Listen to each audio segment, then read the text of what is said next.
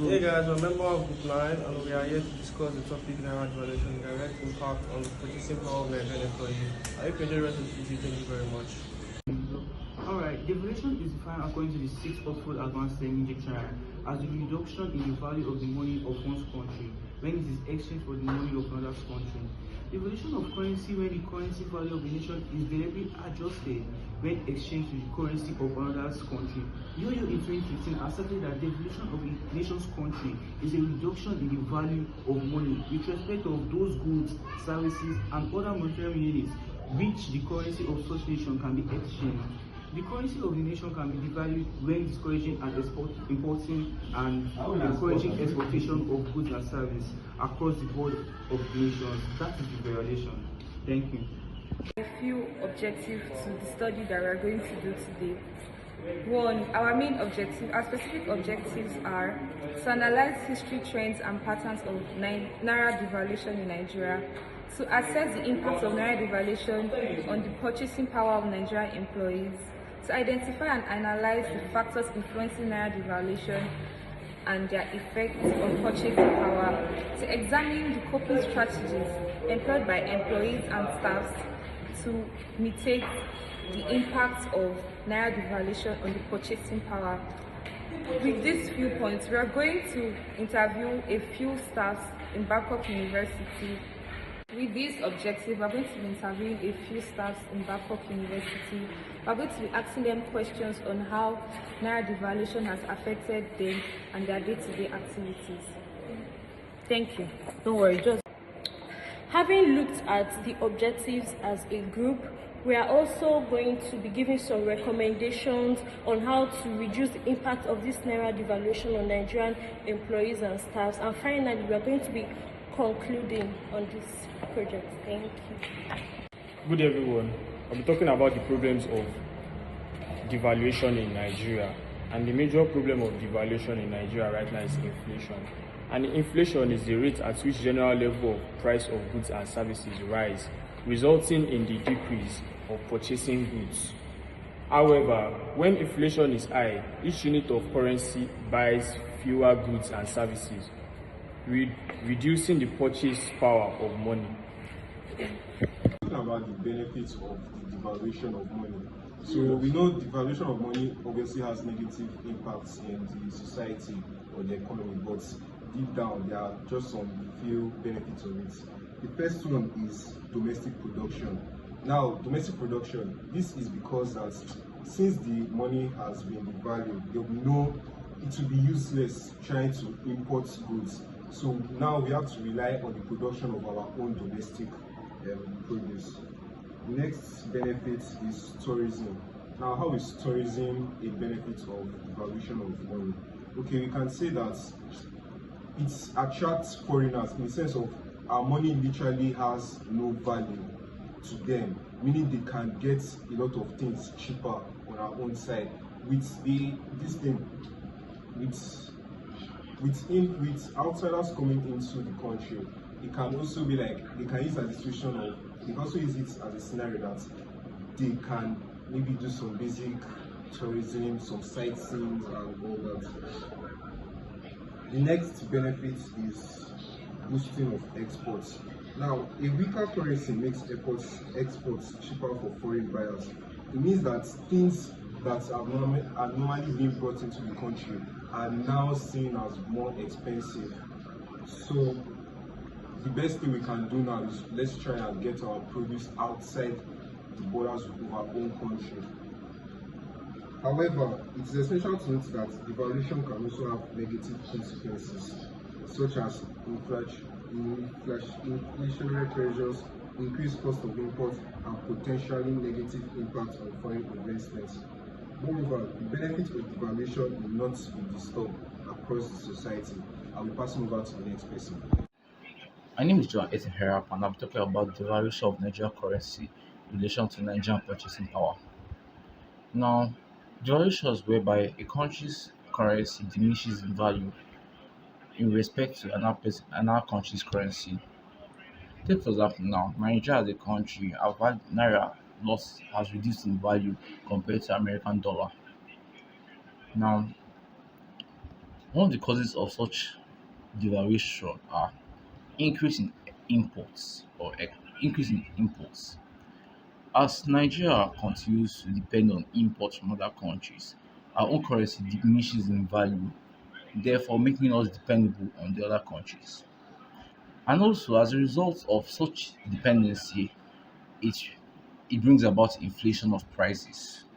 Inflation inflation further as prices rise, the value of naira diminishes, reducing the purchasing power of individuals.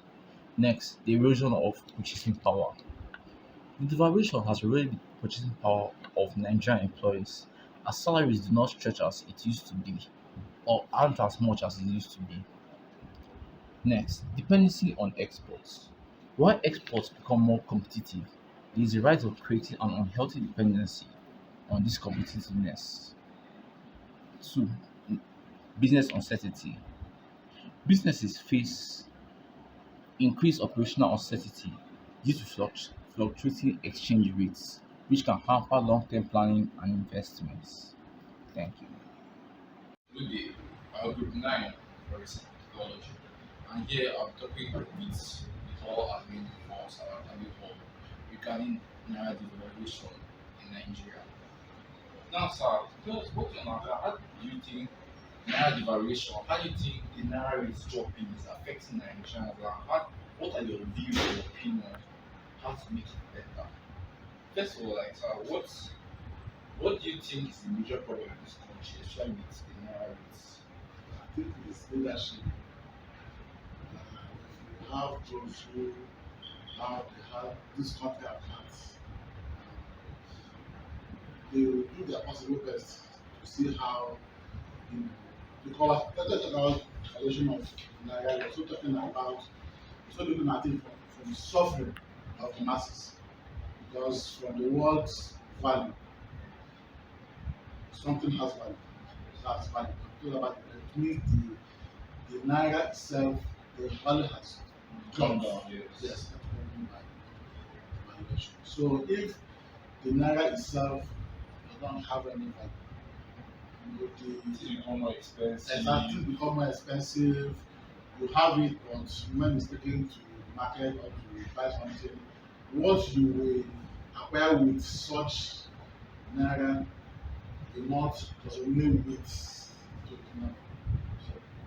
Also, regarding the whole Naira devaluation, what do you think? What do you think Nigerians can do, as well as the government, can help to make life easier for Nigerians? Especially with we already know this whole Naira changing or Naira policy change. What do you think, or what ways do you think that you can make this thing Well, changing of naira itself for me is not really the problem. But you know, before now, our money has value. Now we're still using coin, so to say, it has value. But as time goes on, the kind of, like I said, earlier, the kind of leaders we have now, I think they are also contributing. Because if, for example, you have leaders who will not allow the pace of things to begin to go up, like we have it now.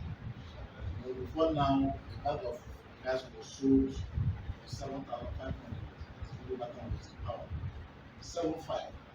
And as it stands today, we are told, well, not we are told, if you go to the market now to buy it, you want it for 11,000. So you look at the difference between 7,500 and the lab rate. So I think leadership also plays a role, depending who is. So, what like for other things now, apart from leadership, do you think the people themselves like play a role in it? Let's say because things are more expensive, because of things like inflation now, the major problem. Yes, that is being played by others. It's given birth to only by the government. You know, if you have a car and your car is in good condition, you will take it to the mechanic. But by the time that car becomes bad, it's taken to the mechanic might even tell you about the problem that's not existed in the car. So if everything is working fine, there won't be room for others to inflate price.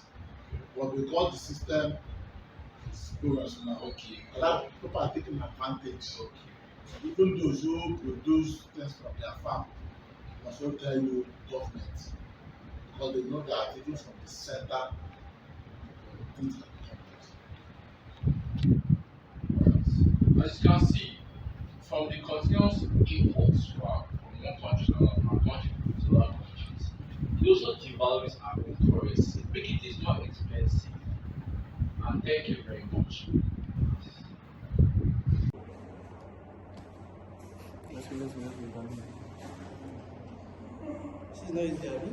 I beg.